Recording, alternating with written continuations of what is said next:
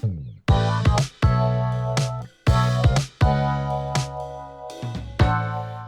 hello everybody, welcome to the Refresh Point. My name is Ben, and as always, I am joined by my constant co-host, BCS Pasadena champion, Steve. Steve, how's it going? Pretty great. We're getting down to brass tacks here. Steve won BCS Pasadena. We're gonna go on a little dive through his tournament run after you shuffle your decks. Cut. We'll get right into the Refresh Point after some breaking news. Our cries were answered somewhat. Yeah. We got Eminence in Shadow a week before Worlds. Who can cook the hardest? You said that there was no way. I said and that the listeners, there was room. I said you said that there was maybe room, but you were a doubter. I was the one. I was like, you know what? I mean, they could sneak it right in. I think the frequent listeners of the Refresh Point will know that this is not true. I said there was room in the schedule. You said that there was some room in the schedule. It was last episode. No. These are coming out like back to back. No, I said there was room in the schedule. Yeah. I've been clear about that the whole time. I was like, they could sneak it in there, and everybody told me that it couldn't be snuck in. No, I didn't say that. You were the one who sounded a little skeptical. People on Discord skeptical, were very adamant that it couldn't be snuck in. Okay, so well, they are not right. They were not right. It snuck in. 1 week of in-paper legality. If you fly to Japan even a second too early, you will not have the cards. Yeah, so I do want to talk about that for a second.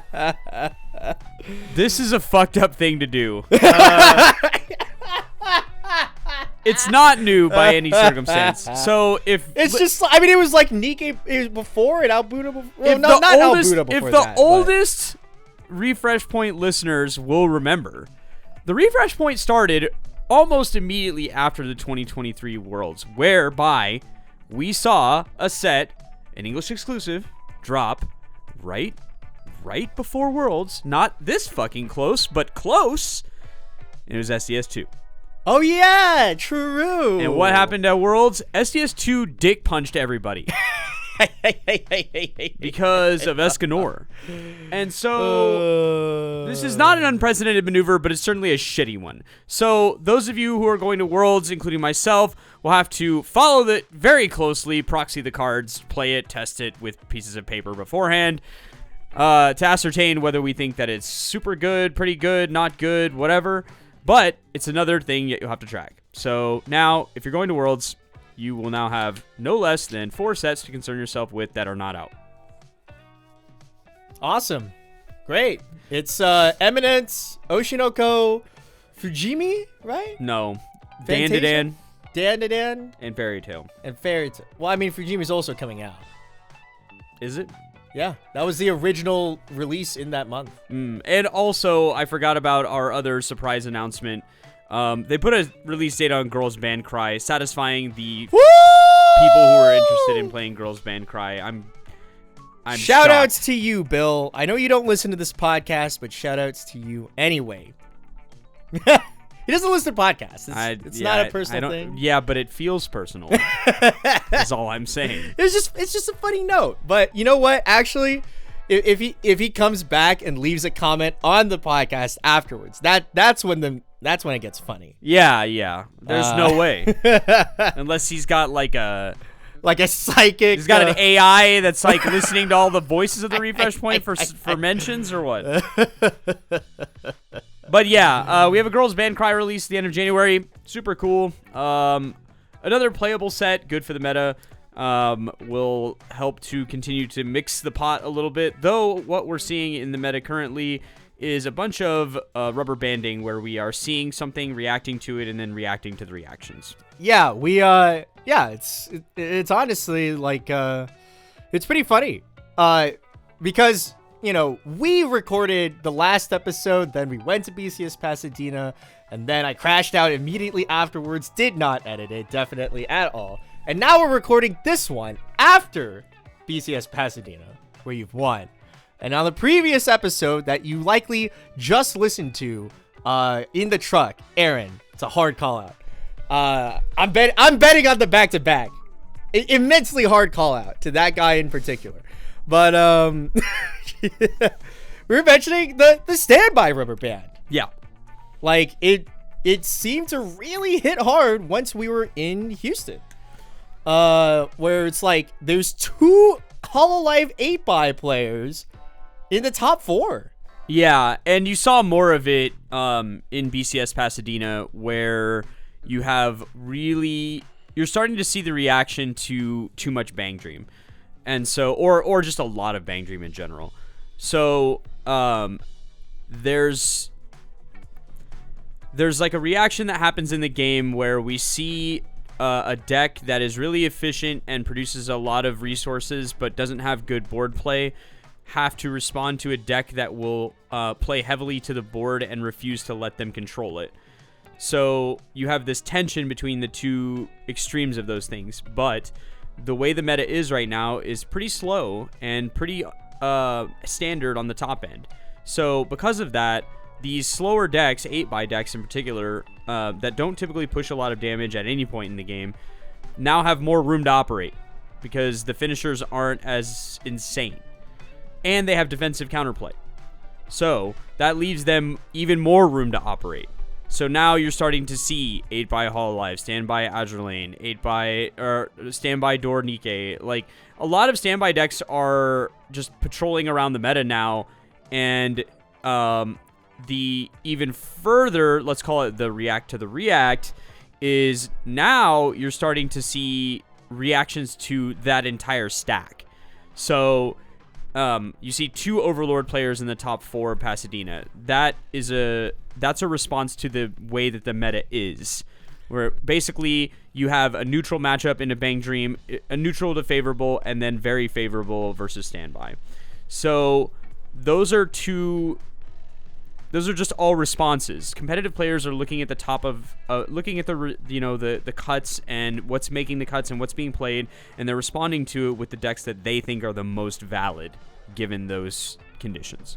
Yeah, and the funny thing too is that this isn't just a response to Bang Dream; it's in itself a response to Nikke, because what is it? We were convincing about it with another friend on Discord, where it's like, whenever another board-based deck comes online and looks at Nikke in the face and says, "It's my turn," it's their turn.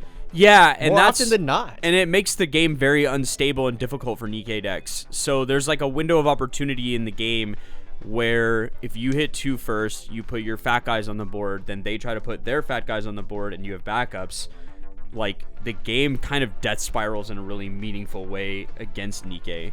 So that's another part of this whole thing too, is that you're seeing the most popular decks in the game from an attendance perspective be responded to with meta choices that are precise and sharp that hurt those matchups. Yeah. And, not for nothing, it'll be interesting again to see what it'll look like at Duluth in the new year. Because, are people going to run zero bombs? Or how much respect is there for the respects? Like, how much can you even do? Well, and that's the thing, right, is that if you look at the top 8 from Pasadena, those Bang Dream decks aren't even standard Bang Dream decks. We have a layer deck and in top 8, and then we also have 2 Anon decks. Is that 3? I think there's a third one in top 16. Yes. So a lot of these Bang Dream builds are not the standard build, not the standard door build. I mean, it's like the chairman said, if you're not playing this, you're behind.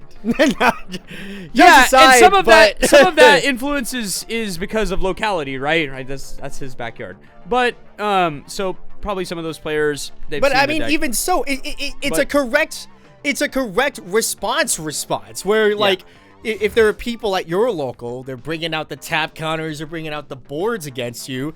Well, screw you, guy. I have no backup, get clock kicked. I can probably afford Bromyos and also stock swap if the game has been going slightly decently, and die. Yeah, and so the only other, the other Bang Dream build that we see in the top there is Pants build. So, and Pants build is kind of different in the sense that it drops many small packets all at once on you and tries to... I mean, big if true, right?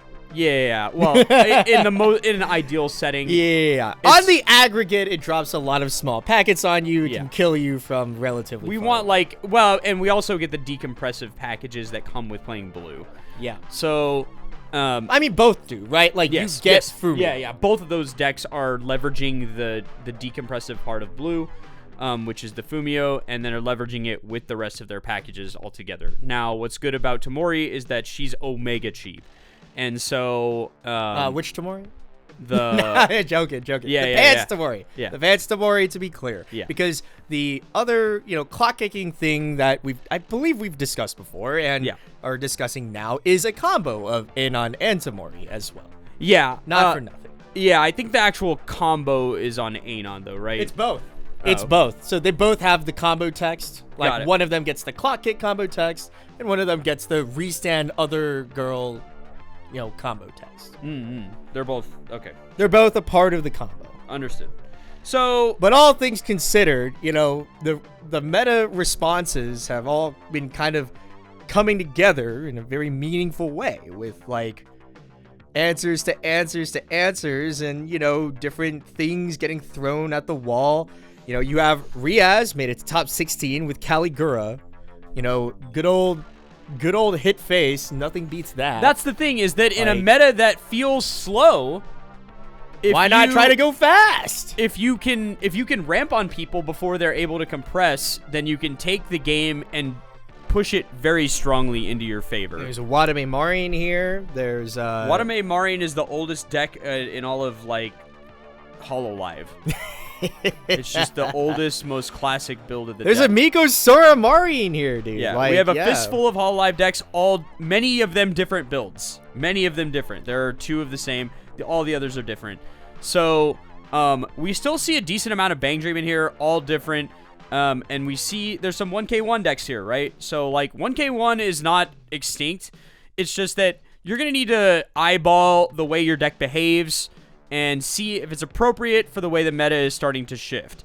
And so, you still see some, rogue decks in here that are very, we'll call them good, but surprising. We have 8 Pants Miku. Hey, shout outs to that Miku player. He's a known review enthusiast, and he was like, nah, I gotta play Miku today. I was like, oh yeah. And he got to top 16. It's pretty cool. Yeah, and so that's good. And then we got a Bunny Girl in here.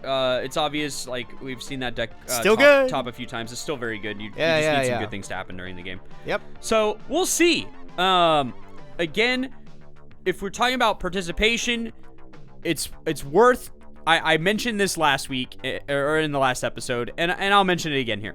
Pasadena's highest represented set is Azure Lane. Really? We have zero conversions among 30 players. 0 top 16s. This deck ain't it. Yeah, neither is Slime, clearly. You have 29 Nikkei players, and we have 2 converting. Yeah. So, still massively good conversion from Bang Dream, really good conversion from Hololive. So, those sets are the sets. It's Azure Lane, Nikkei, Bang Dream, and Hololive. That's 60% of the tournament. That's the aggregate. And then, so if you're talking about what do I think I'm most likely going to face in the tournament, it's one of those sets. I just really had to fight one of the 7 Overlord players round 1, who then proceeded to get to top 4. That was really cool. Yeah. No, it's kind of... Sorry. Complete tangent. I had a horrible tournament. Thanks for asking. And, I don't know. I fought one of the 3 Konosuba players, one of the 2 Persona players, and one of the 7 Overlord players throughout this process of losing horribly. Just the worst climax hand situations ever. Make the great escape, refresh 6 or 7, take another level and a half. They're at 1-5. I'm at 3-4. Question marks. Lose. Yeah. Lose now. Uh, But it's kind of funny seeing the stats and being like, man, I've like found a dodo. Like I found one of 2 Persona players in this 200-person tournament. yeah, and so Yeah. your Texas representation top 4 sets and your California representation top 4 sets are all the same sets. What? They are the same 4 sets in a very slightly different configuration. And if you look at Mexico City, they're the same 4 sets in a slightly different configuration. If you look at Rosemont, the data's not there, so don't look. But even in Malaysia, by the way, which happened in the same weekend, weekend. it's almost the same. I think Azure Lane isn't legal there. Yeah. So that's the only difference. There were 30 players, and there were still 6 on Bang Dream, 4 on Nikkei, 4 on Overlord, and 3 on Hololive, and carry on down the rest. So Bang Dream, Azure Lane, Nikkei, and Hololive, that's the bulk of every tournament. Those are the people. Those are the decks. You need to beat those decks and their configurations. You need to be comfortable fighting all of those people. Yeah. And probably Overlord. It seems good. It's got low attendance and good conversion. That's a scary thing. That means that once you get past like 4-0, you're going to start facing more of them. And so if that matchup's not good, it's okay. Like, it's okay. In my opinion, it's okay until it isn't. You know? In my opinion, it's okay to accept a matchup that's niche and bad. Sure. Yeah. Like, Overlord players have to accept that slime decks that matchup's going to be niche and bad. Like, For sure. It's not a fun matchup to play. You will probably be at a disadvantage at most points in the game, assuming your opponent is doing anything relevant on the other side of the board. But that's not a good reason not to take the set. It's like it's okay to have bad matchups as long as they're not 20% of the tournament, which is what Azure Lane, Nikkei, Bang Dream, and Hololive are like sporting on the top end. So like, don't be like, well, I guess I can't win against Nikkei. That's not a choice you can make. Well, actually, Steve, it was 13% for Nikkei. Yeah, California. It's a varied percentage, but it's in it's in that. I'm messing with you. Right. Yeah, so that means you're gonna play one every tournament, guaranteed. Pretty much. So yeah, that's the way it goes. But yeah, and all that aside, you won. By the way, that's crazy. You were one of the 7 Overlord players. Yes. And talking about kind of the back-to-back, like last episode, we were kind of, our usual selves. We were kind of doing a little bit. We were kind of like, I don't really know. I was like, I guess I'm playing the slime thing. It's fun. Like, yeah, it's a good time. Like, and you're like, yeah, I don't know what we're gonna do if after this, if it's not Overlord. Like, maybe we'll go back to Bang Dream or something. And now we don't think about it. You won. Yeah. That's true. I looked. For those who weren't there or who couldn't know, like if you just looked at Steve's Top Gun games, it's a miracle that he did anything. it's just like I was getting roasted by Billy because I wasn't like actively watching all the games all the time. I was like whenever I could bear to look, yeah, I would pop over there, then I would be like, ugh. Well, hopefully he can block, and it turns out you did. Yeah, the thing is that this is the first for those longtime Refresh Point people who probably already know, but maybe you don't know. This is the first regional I've ever won, so it's a huge accomplishment for me as a player. But the most defining feature of the tournament as it got to the cut rounds was how much I lived in situations where I absolutely should have died. All right. Roll it back, step by step. Swiss. All right. So one of my X1? It's X1. Okay. I gotta be honest. I really did a criminal job of keeping track of who I played and what they were playing and any details about the games. Steve! And content! I know. I literally am the worst content creator of all time because every time I do a tournament, I forget that I'm supposed to type this shit down so that later I can talk about it in a meaningful way. I mean, it's also like I don't know about you in particular. For me, it actually helps me like forget about it. It's for certain that it would benefit me in many different ways, but it's just the thing is that I played a lot of card games before smartphones, people. Okay, it's not. So where's your notebook, old man? Yeah, Come on. yeah. I have a notebook. I had a journal that I was writing in, and you weren't writing in one. Yeah, Okay, all right, buddy. In L5R, it was illegal to write down stuff, okay? After the round! Yeah, but I never got into the habit of it, and so I never did it. Okay, well, what do you remember from your Swiss, huh? So, in the Swiss, I faced, I think, 2 Bang Dreams, no Nikkei at all. That's crazy. And you just said on this podcast, not even 5 minutes ago, that you're guaranteed to fight a Nikkei at a tournament. It feels certain I did fight one eventually. Okay. It does feel likely that will happen, but for whatever reason I didn't. It was I faced Bang Dream Pants. I faced Bang Dream Door. I faced which one? The Dolores. Okay, yeah. I faced a Ruby deck. That was running no finisher at all. What? He was playing an empty standby. Okay. And then Pyrrha. Right. And then Jon. Okay. And his top end was like a handful of off finishers. So just like the end of attack bird 2. And there's like a restander. Yeah. There's a Weiss restander. Yeah. There's the Salem. Yeah, correct. It's got the icy tail stock swap. Yeah. He had the most cursed game imaginable. It wasn't really particularly relevant what he was playing, but he just kind of ate the full shit. But it was late in the tournament, so I think I was like 4-1 at that point. So it got pretty far. I like all things considered. Yeah, for sure. So I don't remember any like real. Other than that, I don't think I faced any other rogue decks. It was mostly just standard stuff. But the cut rounds were so much different. It felt like during the Swiss, the games were more normal.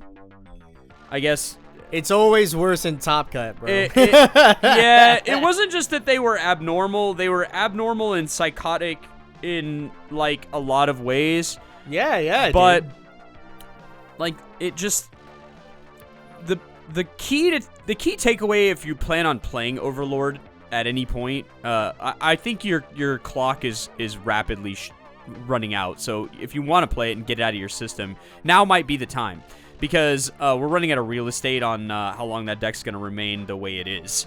But because of the way that it is, it doesn't matter quite how much damage you take early. And it is likely that you will be behind every single game because of the nature of how the deck plays and because of its general game plan early. You're going to leave a lot of open lanes and you're going to take a lot of damage. So you need to have the right mental fortitude to withstand the horror that's happening in front of you when you are 2-5 and they are 1-2. You know, I'm glad that just like eating it consistently at locals for like the last month or two really helped you out.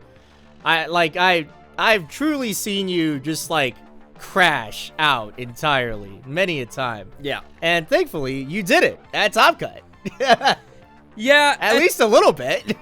I definitely felt like I was able to hold it together better. I feel like the cut rounds are easier. Yeah? They're just easier. I talked with Panda about this during the cut rounds too, and he agreed with me. Like, the cut rounds are just easier. Like, mentally. Yeah, you feel like the Swiss always incorporates like a huge amount of like random shit that's gonna happen to you. It's like decks you may not be very familiar with, players you may not be very familiar with, styles you may not be very familiar with, and game states you may not be very familiar with. But in the cut rounds, I knew like half the people in the cut, and we'd either played in the Swiss or I had played them before at other tournaments, and they're all playing standard stuff that I've played against before. So my only loss during the Swiss was the same guy I faced in top 4. So I felt comfortable going in. It's like, you kind of know what the game is. You don't have to worry about like, is this guy playing TRV? Is he going to have 28 stock by the end of this game? Wow. or whatever, right? It's those type of decks where they're like a very unique game plan and style that you probably haven't practiced against in literally 6 months, and you don't know what half their cards do. Like, that's the nightmare scenario that shows up during Swiss rounds, typically. But usually by cut rounds, like, there's one guy that's doing something like that, and you just need to, like, stay away from him. If you can help it. Yeah, for sure. So, I faced a very unique deck configuration for Hololive at the end of the Swiss rounds. It was Kanata Noelle, which I'd never faced before. Noelle. Yeah. Noelle, did she get a new combo? She has a paired combo that goes with 2 of her cards. Oh, so she got a new part of it. Because the first one, I think, was a level 0? Yes, there's a 0 part of it, and then there's a 3 part of it. I think the 3 one is new. Okay, yeah. Okay. But, so, those type of games are super spooky because, of course, like, I didn't know what... He was putting down a bunch of cards that I was reading frantically during his turn because I was like, I have no clue what any of this shit does. So those are the terror matchups. But yeah, I don't know. I was able to stay like winning the top 16 match was just a matter of like very good things happening. And from you want to talk about that, buddy? Yeah, you lived at 3-1 versus double Gura. Yes, that doesn't tend to be an easy thing. No. So part of it was like in Weiss, a lot of times the mistakes that you make don't affect you now. Like, you may not be cognizant of them as you're making them because the effects of them aren't being felt currently. So when you make a play, if it's not the right play, it may not bother you until later when like the repercussions of that play actually show themselves. So during the top 16, there was a play that was made where a drop search was used in a fairly innocuous way, as you do, right? It's the Mio drop search. So a lot of times it gets used when it dies. So a drop search was used, and because it was used, it left the stock in a particular state to where it made the end game difficult. So instead of getting to attack with 2 Guras back to back, had to attack with the other character in between to produce enough stock to make it work. And that the consequence of that was that instead of knowing that all the cards were triggers, a new deck had to be formed, and then the last of the Gura effects was going to mill from that clean deck of unknown cards. And so it whiffed. Had it hit, I would have probably died, and then I happened to block the vanilla that followed it, so I lived. But it was a highly compressed deck, like a lot of climaxes in, and also I'm holding the tap counter, so it means that one lane basically can't attack. So those are the reasons I lived. Just getting very fortuitous with the way that the deck was compressed, and then having the tap counter, and then a slight error that ended up becoming a much more significant error during the course of the game, because he had shuffled in 4 triggers into a 1-card deck. So it was 80% triggers.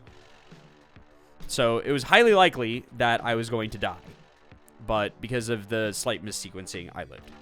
So from that point, every other game after that was the exact same way. Behind by a full level at every point in the game until I wasn't. Until very late where I would manage to equalize. Yeah. But critically, you have the tap counter. Critically. The other thing about being behind is my top 8 and top 4 opponents are both playing standby. And so the thing about being behind is against a standby deck is it's not so bad, because one, they're not hitting for anything really, and 2, they can't do the board control thing that they want to do and typically have to do to keep control of the game. A lot of times, they just end up with nothing on the board, which is kind of what happened when I was playing against Nikkei. He blocked so much that there was just literally nothing to stand by. Like it never happened. And so I had an outrageous damage differential where like I was way behind. And then he got the standby that he needed to make the game challenging. So one of the cool things that Nikke can do against Overlord to fight back is if you get the Sin on board, you can pay 5 before they can use the markers to tap down the guy with markers. So that's pretty bad. The choice left to you at that point is you can't resolve the combo from the backstage. So the choice left to you is stall for a turn and don't resolve the combo, or resolve the combo but you don't get to attack. So that's what I chose ultimately, was to resolve the combo and not attack. Because 2 reasons. 1, I badly needed to heal. And 2, I badly needed to blow up some of his guys, including the Sin that just fucked me over on the previous turn. So I was like, if I leave this thing around and he blocks a little bit, I'm going to get hit with it again. And so I was like, nah, screw that. That's not happening. And so I killed the only 2 meaningful pieces on the board and then reversed everything else because I had visual sight of his AT-level counter. And then he could have ran a second one. Nobody runs a second. Nobody except Yarbacher runs a second one. If I'm facing Yarbacher at Worlds, I'll play around a second one. But and then top 4. And he couldn't get standby into hand at the end of the game. So again, I lived in a situation where I probably would have died under normal circumstances, but he couldn't get the biscuit combo into hand. So he couldn't. Man, what a rare day. Nikke wanting to resolve biscuit combo. Yeah, it's crazy. He badly wanted to resolve it and couldn't, and so he Modernia'd me, and then just attacked 3 times and I lived. So again, just very fortunate to live. And then top 4, I placed Hololive. Same thing, blocks so much that I was certain the game was doomed. Like he's refreshing at 0-5, and still has like a full hand because Hololive. Or whatever, and I just don't know. Hololive or whatever. He's got almost a 2-level lead, and I just don't know exactly how I'm supposed to win the game from this position. And so the only upside to all of this is that his board is basically all zeros all the time. So, I think I'm at like high 2 and he's at low 1, and I finally like push some damage through to like get the game into a meaningful state where I can actually do something, like threaten him. And then there's this concept in the game, and I've talked with a couple players, and I believe it greatly. There's a thing called being 2 ahead that happens in Weiss, where when you're so far ahead, you're actually in a bad state. Because you can't make the game accelerate in a way that you want. It's just going to accelerate in an uncontrolled way. Because either you have too much compression, or you'll try too hard to reach for something, and like the game will start to spin itself out of control a little bit. But I don't know. It's just a very weird phenomenon. I get uncomfortable when I block too much or when I'm too far ahead. Because I'm like, there's no way that this can continue. Eventually something is going to happen, like I'm going to draw 3 climaxes or whatever, that's going to normalize this game. And yeah, it's if you've viewed other trading card game content at all, you might have seen a video from MTG creator Ristic Studies about the Lantern control deck in that game, and the term the Zugzwang machine, where you get put into a state where to do anything is to destabilize your own position. And I find that playing Weiss will put you in the Zugzwang machine very quickly sometimes, where you're like, okay, they are going to be level 3 after this turn. Their finisher is decent. I am at 2-4. My deck is compressed. If I swing into it, I risk triggering and leaving myself open to dying. If I don't swing, I don't get stuck, and I might need that. I think the other part the other part of that equation, which is the most diabolical, is hand not appropriate for the current turn. Hand appropriate for the finishing turn. Yeah. Board, you're board sitting there. Not appropriate for the finishing turn. Board not appropriate for the current turn. And so you're like, I have to make some plays here. But they all suck. Yeah. It'll be like you're like sitting at to 4 with your full grip finisher. Yeah. And maybe one guy. Yeah. And you're like, what? Yeah. Hand is climax 3 level 3s and a shitter. Board is 2 back row characters. Figure it out! You need to attack this turn because you do not possess enough resources to win the game. Yes. Now you're in it. You're in the machine. Because making plays from this point is very, very... It's super spooky because a lot of the plays that you make, like let's try and brainstorm or whatever, can frequently just take your deck and destabilize it in a fundamental way that you now can't use your finisher because you're dead. And so, yeah, that's for sure a great point and a great way to phrase it because, yes, it's terrifying when it happens because it frequently will happen with your hand where you're like set up too early. You've set your hand up too quickly. And now your hand is not good for the turn you're playing. It will be good eventually, but it isn't now. You know, actually, it is a thing that I see, like, with certain Bang Dream lines. Yes. Where I'll see, like, a Bang Dream player, and they'll, like, you know, they do heal down once, twice, great times, and then they sculpt, like, nearly a full grip for the finisher. And then they block. And then they're at 2-3. With like double Dolores, maybe a Weekend Changer came back, and like a door and like all this crap that's like not useful for preparing for your opponent to try and kill you right now. The other thing that's terrifying about Bang Dream is that you'll get into game states where you need to plus, but all of your pluses are deck moving, and so they're just terrifying pluses. Yeah, like, you'll see the bar combo in your hand. And like the fucking Green Goblin mask is like it's like Norman Osborn. We're like, no, don't make me do it. And you're like, mill. You must mill the deck. You must. You have to check the top for cards. And you're just like especially if you don't have the right stuff, you don't have the finisher, you don't have the climax getter. Like you're in need. You're close, but now you're presented with this opportunity where it's like you can sculpt, but not safely. And so you're like, should I sculpt?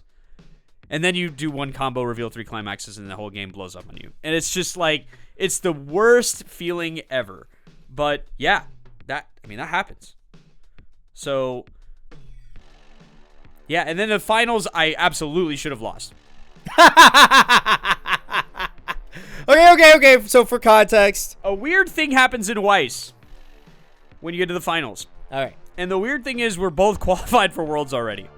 So, anybody who's qualified a few times will tell you that things become a little more casual in the finals. Oh, it certainly does. Especially if it's 2 people who do not need the financial incentive that comes from the Bushiroad sponsored invite. Or they already have a sponsored invite. They got it from a different game or whatever. It becomes real casual real fast. And so I did my level best to set the game up in a way that would be difficult for the combo Anon Tamori clock kick finisher to do its thing. I put 2 Ions on the board. I put 2 1/1s on the board. And I was like, suck it. You can't clock kick these. Here's the problem. Did you crash the other lane? No, here's the problem. Oh. What? I would have crashed the other lane, but But an important part of the Eins combo is you do not get to choose some markers or no markers, okay? You get to choose all the markers or no markers. That's your choice. And if you use all the markers, you're going to blow up the opponent's entire board. You do not get to choose. It is not up to. You do not. That's not an option. It's for every marker, somebody goes.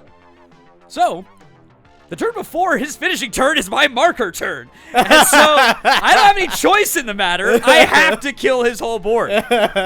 So, he only has 3 guys on the board because, shout out to Brian, obviously, tremendous competitor, great store owner. I love you. You're great. He ran in his back row. He charged his back row into the front row in anticipation of the inevitable board wipe that's coming on the following turn. So, he only has 3 guys on board. I have 5 markers. It's marker o'clock, so we have to do it. Now, what we could have done, in retrospect, and shout out to Alexander for pointing this out after the fact. What I could have done is not use the markers,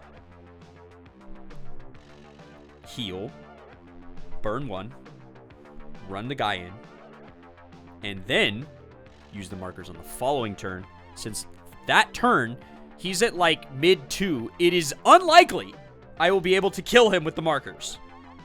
Because I need like 2 vanillas to hit. So, and the game state was not really supporting that. So, it is probably correct, empirically, to not use the markers, run the guy in, make the process even worse somehow for him for his finishing, and then wait it out a turn, and then use it then. That's empirically the correct maneuver. I did not do that. Because as I said, the game gets a little more we were having fun. And so I didn't do that. I couldn't run the 0 in, so now there's a 0 stranded on board that's going to definitely get clock kicked, and it definitely got clock kicked. So he has the clock kick swap guy, and then its buddy, and then the Anon Musashi. No, it's like fake Benimaru. Fake right? Benimaru, yes. It's Benimaru more expensive. Expensive Benimaru. Expensive Benimaru. Yes, the Anon, the climax getter. So Yeah. that's his board, right? Because he can't clock kick in the other lanes. No reason to field another clock kicker. So, and I'm nearly dead. I'm at like 3-0 or something. It's bad. And so he does the thing. I'm at 3-6. He is using Anon. 3-5 actually. 3-5. I'm using Anon, or he's using Anon, and he looks at the top 2 cards of his deck, and he disclosed to me later that it is a level 1 and a level 2. No, it was actually it was a bar and a bunt. Yeah. 1 damage and a 2 damage. Yeah. Yeah. A 3 damage actually. Oh, yeah. Buns would be 3. Okay. Uh-huh. So, yeah. 1 damage and then a more damage, we'll call it. Yeah, sure. So, I was there. I saw him flip that. I knew one of them was Buns for Luck, and I couldn't remember what the actual one was. I think it was a bar, yeah. Yeah. So, he looks at my deck and makes an incorrect assessment of how many cards are remaining, and then decides to take the 1, because in his mind, he wants to land the 1 and kill me with the refresh point.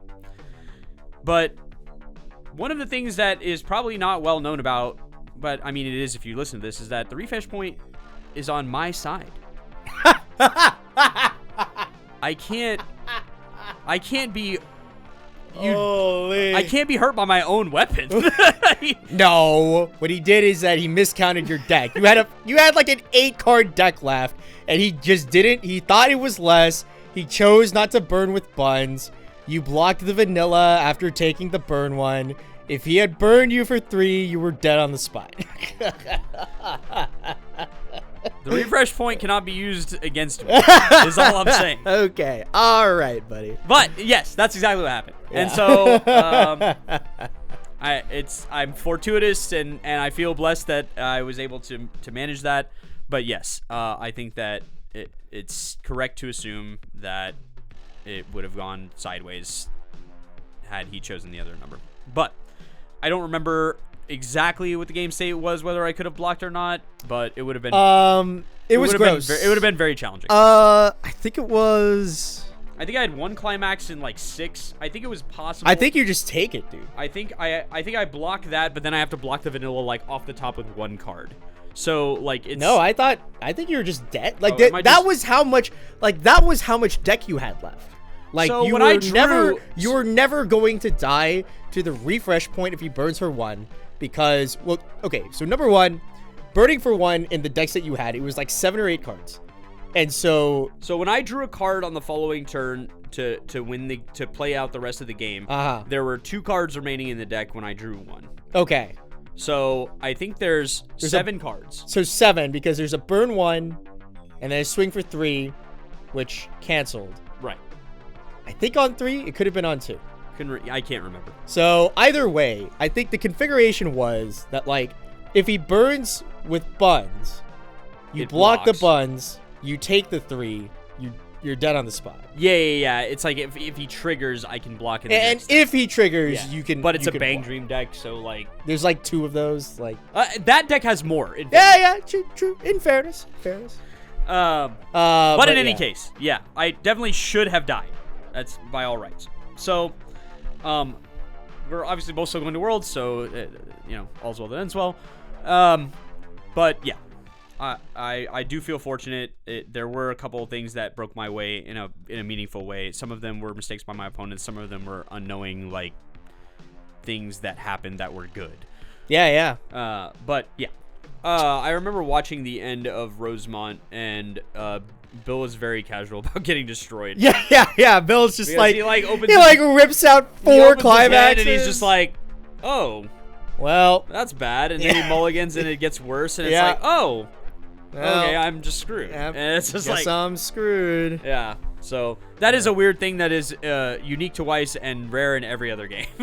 Yeah. The finals matter for the most part for other games. The finals matter. It's just Oh, the prize is different, the right? prize is different. Yeah. Now, obviously, if you're in the right kind of financial situation or the wrong kind of financial situation, then yeah, fuck yeah, you're gonna be locked in because Yeah, get that flight, bro. $2,000 ain't nothing. Like, that's probably what a flight to Japan plus 2 nights in a hotel will bring you. So, Yeah. like, I mean, that's not nothing. No. But yeah, it was a good win. I love California. I love the California players. They're all great. We've been spike cornering the whole time. Let's go back to the random travel blog corner. Dude, Grand Central Market was sick. Yeah. In typical Los Angeles fashion, everything cost $15 or more, but it was all great. So there's that. Yeah, I'm kind of surprised I'd never had a pupusa before that moment. That's crazy talk. I Especially know. living here. I know. It was kind of The upside is now you know, Now I know. and they're amazing. They are. Yeah, I think you brought up what is it? I think you brought up how what is it? My what is it? The grazing strategy? Yeah. So Yeah, for those of you you can tell the class. Yeah, for those of you who've never been around Ben, whenever Ben's in a place with food, it doesn't seem like he can eat a lot if he's just sitting there eating. But if there's 10 places to eat and they're within like a half a block walking distance, he can eat all 10 of them very easily. I don't know how it works. I don't pretend to understand the mechanism. What I do know is that twice we went out in LA and ate at a place with a lot of other places nearby. Went to Little Tokyo, and then we went to the market and Grand Central Market. yeah, and yep, just wandering from stall to stall, one thing at a time, just boop, boop, just whatever, corn dog, ice cream, whatever. Yeah. Okay, all right. It's the reason that Bill and I lost so much money in Kyoto earlier this year at like the Nishiki food market. Yeah. Where it's exactly that concept on like a mile block. Yeah, long. the scale is tremendous. And so when we went to Little Tokyo, we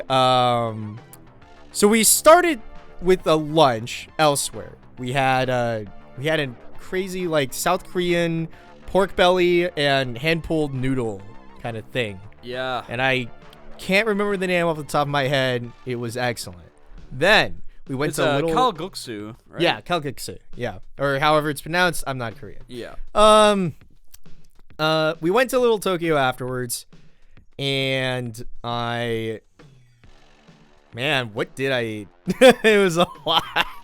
We had the bakery, So we went to the bakery, and then the ice cream. and this is all pretty much immediately after oh yeah, we went directly there.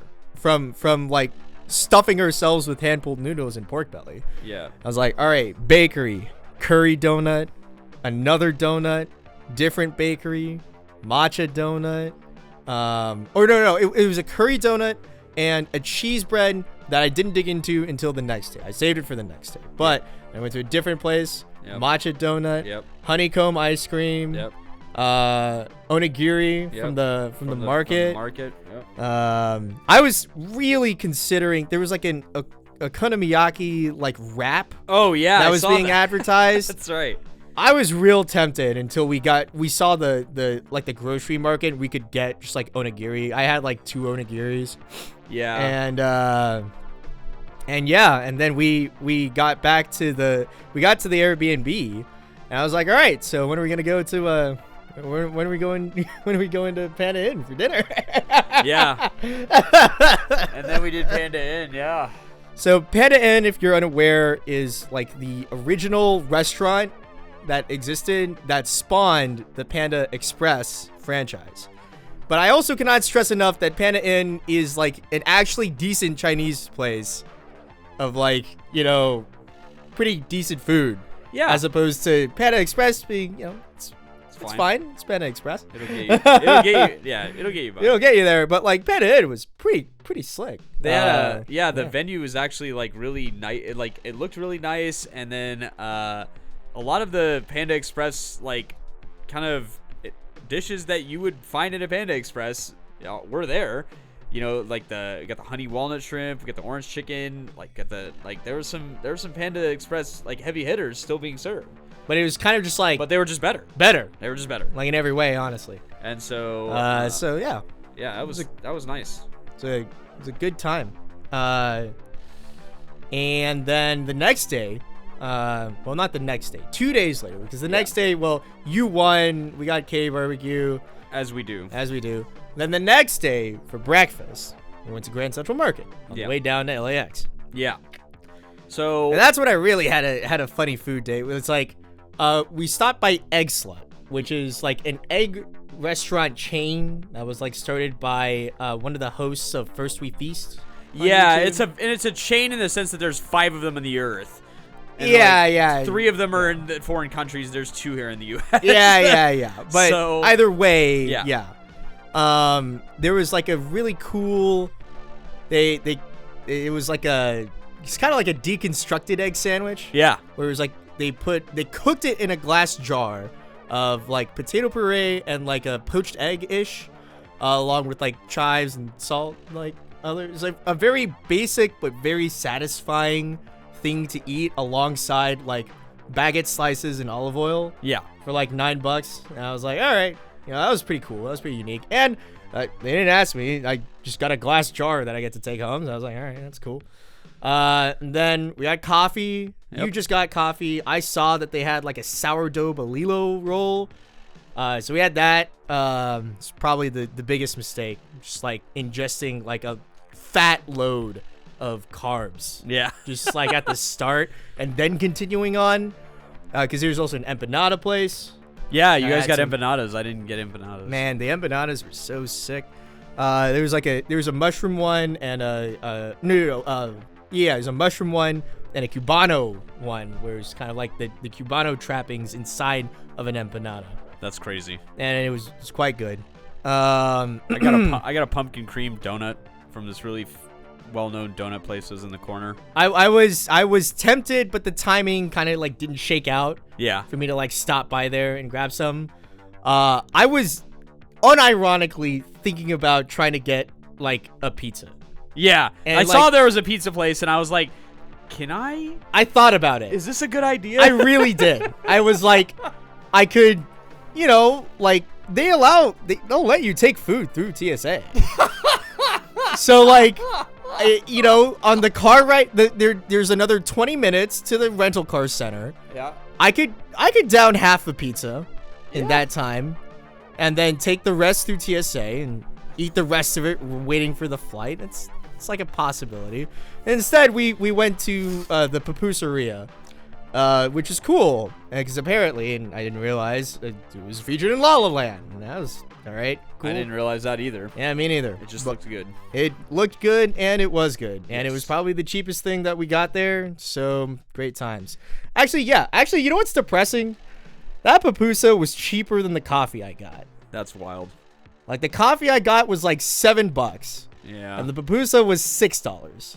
So like, bruh. There's an economy of scale here, and we're figuring out where it is. But what I will also say is, while I was eating my donut, I was watching somebody film content around donut eating.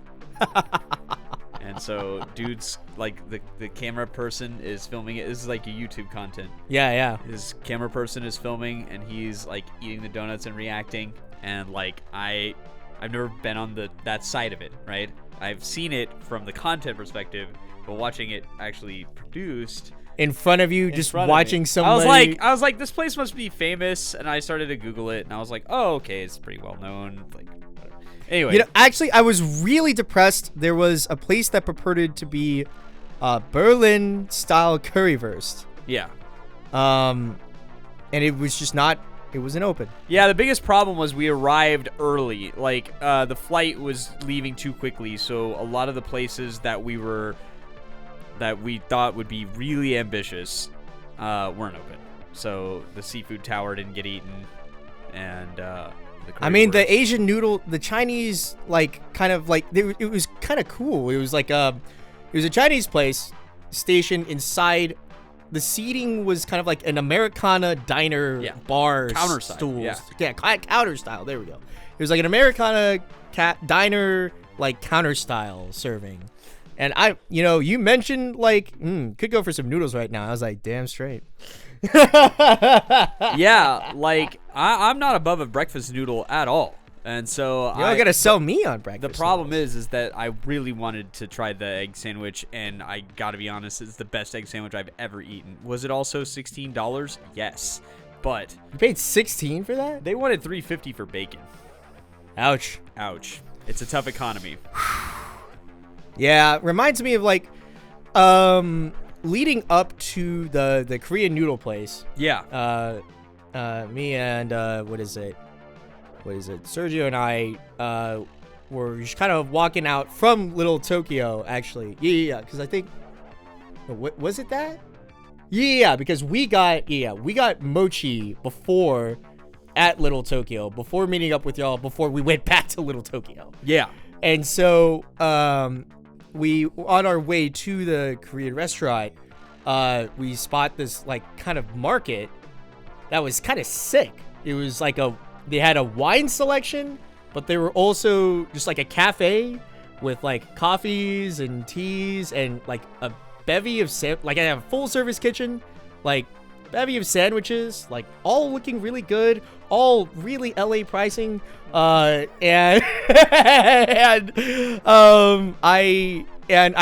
saw something that I was like, I understand that it's $6 for this can, but I'm doing it. It was an oolong cream soda, bottled locally, or I guess canned locally. Sorry. Yeah. It was sick. Was it? It was awesome. Wow. It was kind of like drinking. It was nearly like drinking, like, grass jelly, like the flavor of grass jelly. Nearly. I hadn't had it in a little while, but it reminded me of it. And it was and there was the oolong flavor, and, like, it was pretty good. Huh. Now then, would I buy a box for $22 of 4? Ugh. Not necessarily. Yeah, that's tough. And the single can for $6 was already a bit of a hard sell. That's tough too. It was good. Yeah, cool. it's part of the California experience, unfortunately, is that if you come from anywhere else on the earth, you will just be sticker shocked over and over and over and over. And you can see why there's so many Teslas when you refill your rental for $4.80 a gallon. It's just it used to be worse when I was visiting. You can't be poor very easily. When I was visiting my cousin in like a few years back when it was super bad. Like, I saw a sign for gas saying, like, $8 something a gallon, and I was like, how do you live? And he was like, you know what? That's cheaper than it was the other day. And I was like, dang, it's cut. That was many years ago, to be fair, to this point. Yeah. But, man, just like, I love going out there, but yeah, you gotta make sure you got your budget figured out. No kidding. And in speaking of food, because you qualified, you're not going to BCS Philly with us. You're being cringe. Yeah, unfortunately, I'm running into a new problem, and the problem is having enough time off from work to accomplish all this stuff. And how it works is I'm counting the seconds before Japan depletes every bit of PTO that I have. So unfortunately, I will not be at BCS Philly as much as I want to go, and I still haven't been to Philly ever. I'm as upset as everyone else is, I assure you. But this guy's not going to Reading Terminal. But I will be at BCS Duluth.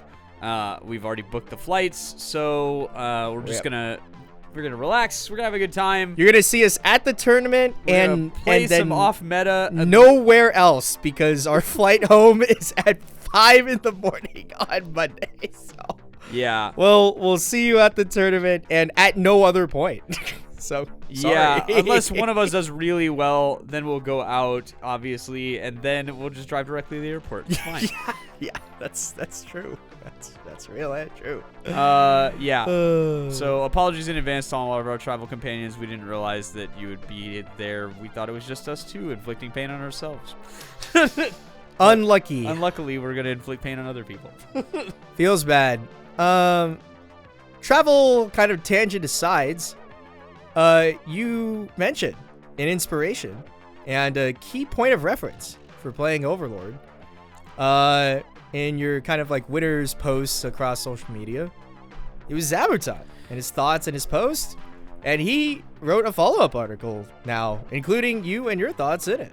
Yeah, so I can't stress enough how little really good competitive content exists anywhere on the earth for Weiss Schwarz, and particularly for English Weiss Schwarz. Obviously, there's us, right? We're the kings of the competitive content. We created the Spike Corner so that other people could be a part of it. But there's just not that much really good competitive content out there. And so I read... Yeah, it's like... I'm trying to remember, like, Melanie's blog, like, from like, Ohio, whatnot, where they interviewed a lot of the BCS, Rosemont kind of top cut players. They got... Was it Kai Guy? No, that's Zabuton. And then separately... Because they... I want to say it's 3-6 cancel. It just does not sound right in my head. Yeah, because and they I've were linked the it ones before. Yeah, they magnified the original Zabuton article, which is how I saw it in the first place. So shout out to Ohio leading me to even more victory than I deserve, probably.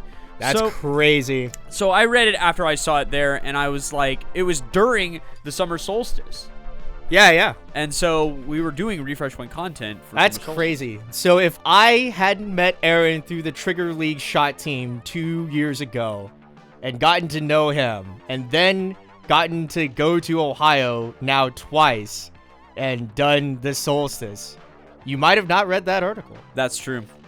And so I did. It's funny how things... And actually, Zabuton might have not written it. He wrote it so that, and he put it out at that time so that he could have something recent on the blog. Yeah.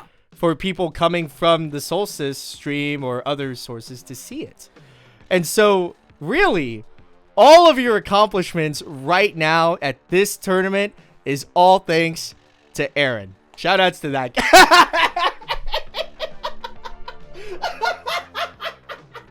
I mean, I guess we'll just throw my competitive skill right out the window. Yeah. I mean, you know. What have I ever done? Would you have even played Overlord? So, I read it. I thought Overlord was good. And once I started to see Nikkei become popular, I was like, yeah, okay, Overlord's probably worth playing. But I read the article. I was inspired a lot by the process of which he made his decisions, and the raw logic of it was really sound. And a lot of the things that were the takeaways were the post-nerf adjustments, where a lot of people went full doomer and were just like, nah, there's no way this deck's good. Can't get the bar. There's no way to make the deck work. Your mid game sucks. Blah blah blah. Were you one of them? I absolutely yeah. thought that initially when I read it. I was like, how are they ever gonna make it work? And so I was like, you're just gonna have to get incredibly lucky. Is how I initially thought about it. But obviously, we'll include a link to the article in all the places we can include it with this podcast. But the TLDR of the article is that there are a number of ways to really increase your odds of things going well. And one of the most important ways that you can do that is to get the Tap 2 Brainstorm 5 Shell tier. Get that on the board ASAP. Make sure you're using it as often as you can, because the more checking that you do, one, the greater possibility you won't trigger, which I cannot stress enough. This is the type of deck that cannot afford early triggers because your payouts early in the game suck, and there's not very many of them that are any good, and you need to conserve a whole bunch of your resources for your mid game. So you don't have like casual the ability to pay 3 at some point. That's not gonna happen. So if you trigger a door on the attack 1, that door's gone forever. So you need to badly make sure that does not happen because you are a climax holding deck in general. Like, that's part of this, is that you're going to have to hold more climaxes. Like, part of the consequences of the things that they changed is that, yes, you can still make it work. Yes, you can still increase your odds, but you will probably need to hold more bars than you're comfortable with previously. So I refreshed 6 a lot during the tournament, where I was holding either 2 bars or a bar and a door because I had happened to have one and then drew the other. Or one was in play from a level 1 combo, and then I had to refresh during the turn. So that's part of it. But the other part of it is if you put 4 of everything that's important in your deck, then you will have no trouble getting the cards that you need. And your sculpting is tremendously relieved by that process. So if you run... Lots of people ran less, and me included for a period of time when I was experimenting with Overlord in the past, ran 3 of the 1/1, for example, the 1/1 back row, right? Because hypothetically, in most games, you're going to need exactly 1 and never want another 1. The problem with that is that for every time you cut a card like that you need 1 of, but then subsequently probably won't need very many others of, is you're now putting pressure on your level 1 combo to sculpt it. And once you're through deck 1 and you've already started doing Ein's turns, your sculpting goes into the toilet from that point on. Because you don't have any... You probably have 1 goat or no goats. Max 2 goats. And you now cannot level 1 combo. Because every single turn, once it starts, had better be a bar. Or the game is going to take a real dark turn. So every turn past level 2 is bar. You will not be able to sculpt beyond brainstorming from that point, which means your door turn that you get at 1 or whatever, 2 sometimes if the game is really fucked. You need to pick up all the pieces that you are going to need, not just for next turn, but for the next following couple of turns. So if you don't have to sculpt the 1/1, what does that mean? We can pick up the climax swap. If I don't have to sculpt the 3/2, what does that mean? I can pick up 2 RA. If I don't have to sculpt the bouncer, what does that mean? Well, I can pick up the bug that lets me check triggers and gives hand encore, so I can put 2 Eins out instead of putting 1 Eins out. It's stuff like this, where it's like your sculpting doesn't have to be for now because you already are holding the pieces for now. You can sculpt for the turns that are going to inevitably follow this turn where your sculpting is going to be very limited. And so you can plan out 2 turns in advance so that you will get much better durability during those difficult turns at 2. That's what running 4 of everything buys you. Now, what do you sacrifice for that? Flexibility, right? You're going to have a very similar game plan every single game. You will not be able to react to every single thing. You will not have everything you want. Like, there will be niche cards in game states where you will wish you had them, but you won't have them. Like anti-level counter, for example. The anti-level counter for Overlord is a ditch 2 anti-level counter. I promise you will not have the hand for this card. You will not. It does not matter how much hand you think you have. However much it isn't enough. This deck consumes hand like no deck I've ever played.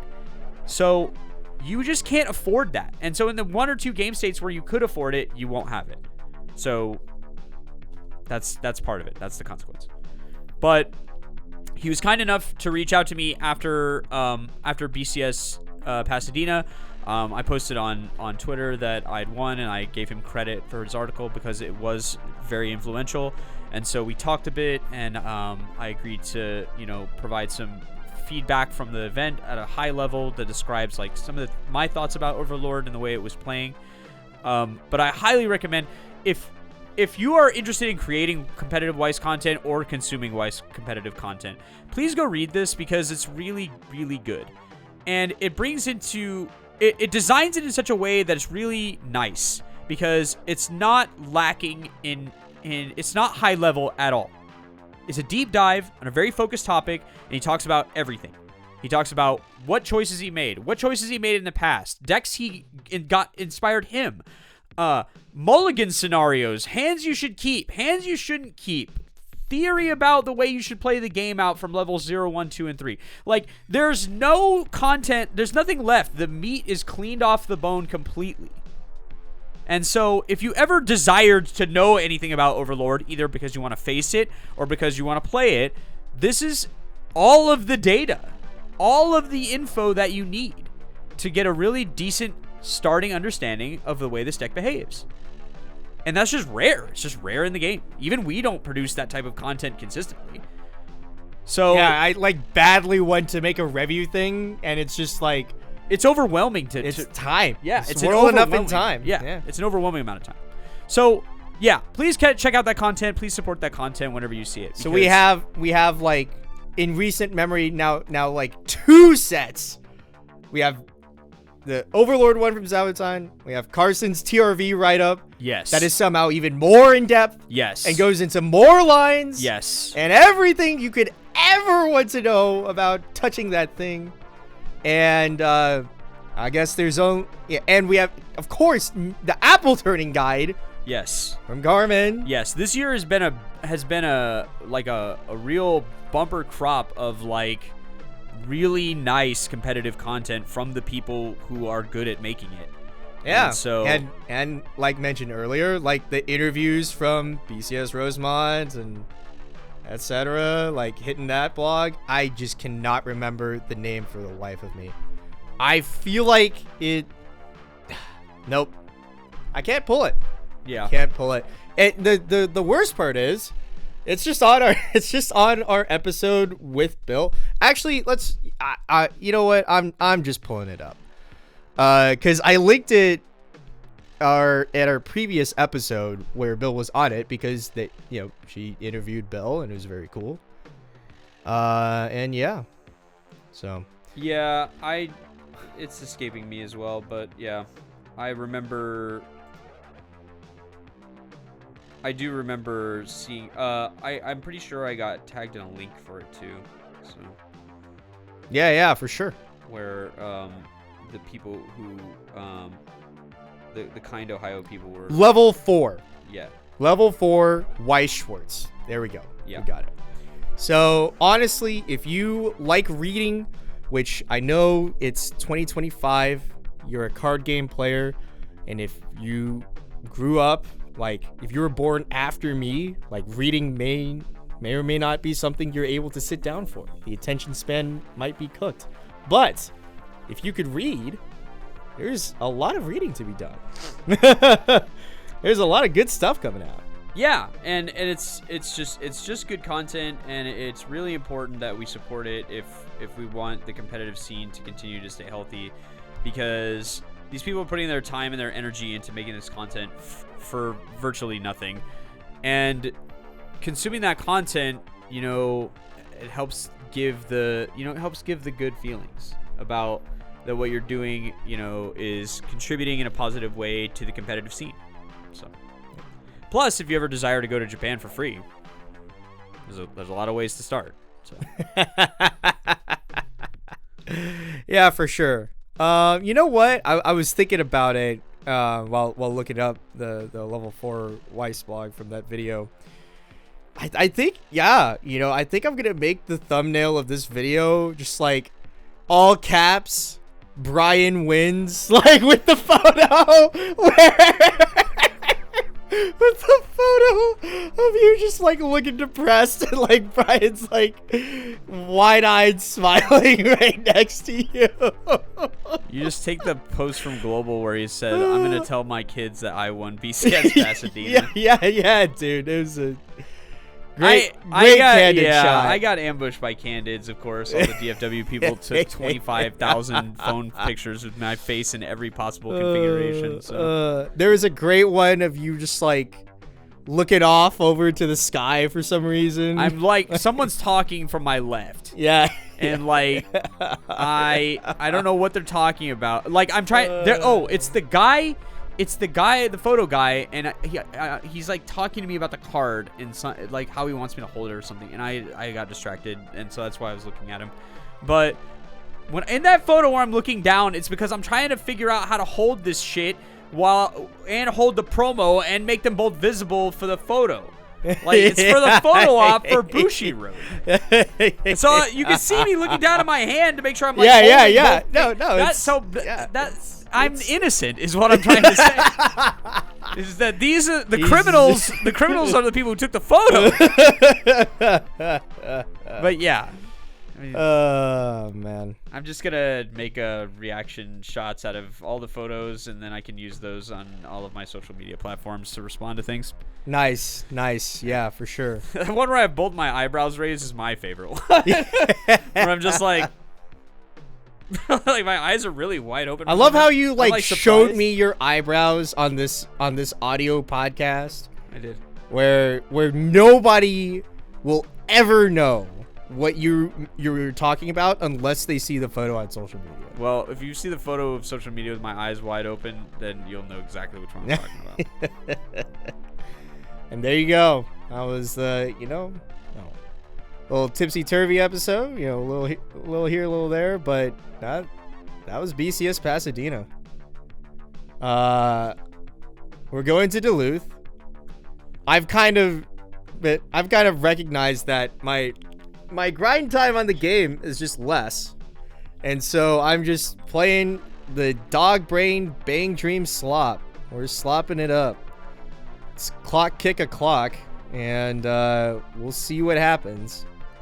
I think that's a decent approach. Yeah, it's kind of like, it's fine. We got a month. We got a lot of holidays coming up. Yeah, for sure. We got a ton of off time from work.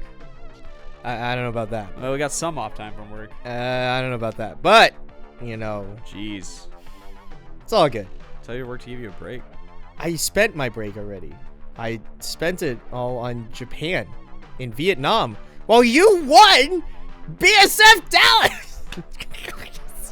So annoying. Actually, the funny thing now is that both you and Long are attempting the funny, by some definitions, the Golden Road attempt. Yes. Of BSF BCS Worlds.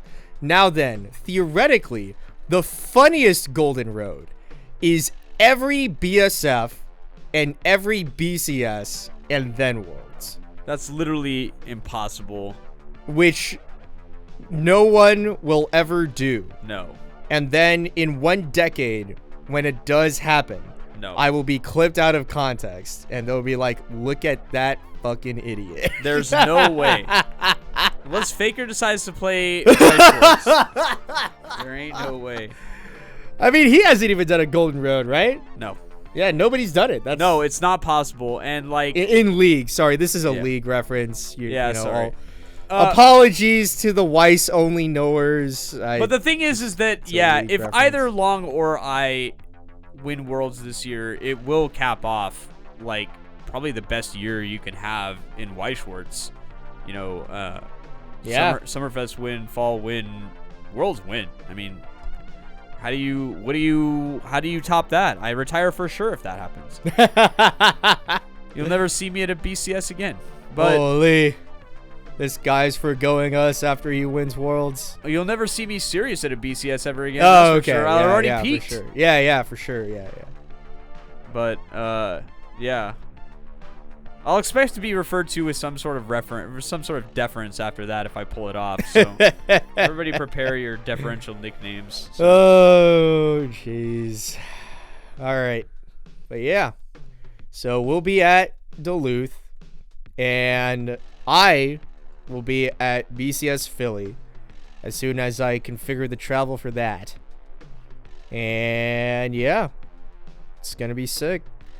And regardless of what happens at the next 2 tournaments, I'll be in Japan, because you're going and Bill's going, so I'm gonna watch the boys do well, even if I'm not there.